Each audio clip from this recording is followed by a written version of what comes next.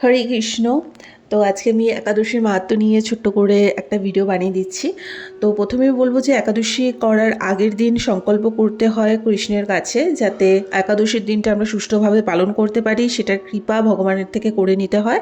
এবং একাদশীর দিনটা সুন্দর করে পালন করে পরের দিন পারণটা কিন্তু খুব সুন্দর করে করতে হয়। পারণ অর্থাৎ একাদশী যেটা করলে সেটা পরের দিনকে সমাপ্তি করতে হয়।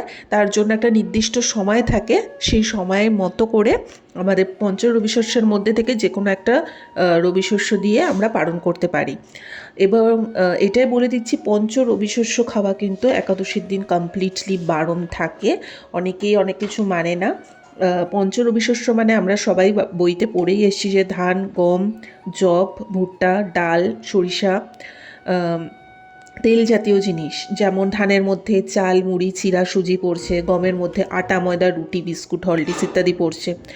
জব ভুট্টার মধ্যে ছাতু, খই, রুটি, ডালিয়া, ডালের মধ্যে মুগ, মুসুরি, ছোলা, সরিষার তেল বা সয়াবিন তেল বা তিলের তেলও কিন্তু বারণ থাকে। সূর্যমুখী তেলটা ইউজ করা যেতে পারে।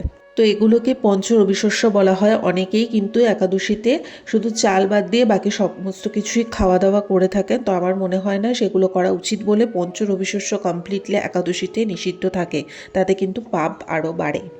তো যাই হোক, একটা দিন মনে হয় যে অত খাওয়ন দাওয়ানের দিকে মন না দিয়ে একটা দিন ভগবানের দিকে কনসেন্ট্রেশনটা করা, ভজন ভক্তি করাই আমার মনে হয় বেটার।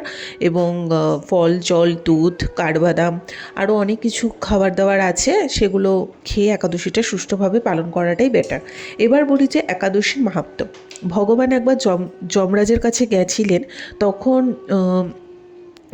শুনতে পেলেন যে ওখানে সকলে খুব আর্তনাদ করছে জমালয়ে।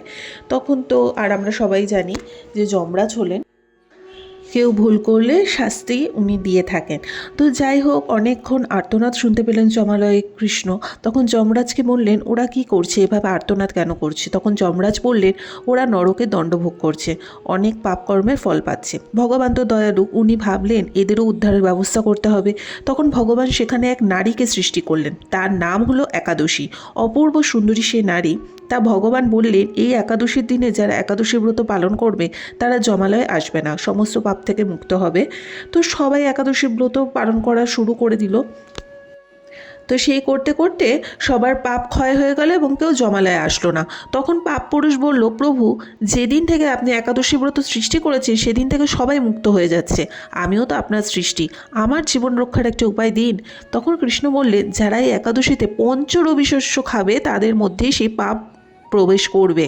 অর্থাৎ এগুলি হচ্ছে চাল, ডাল, গম, যব, আটা, ময়দা, সর্ষে জাতীয় সমস্ত জিনিস যারা ভক্ষণ করবে তাদের মধ্যে একাদশীর দিনে পাপ প্রবেশ করবে।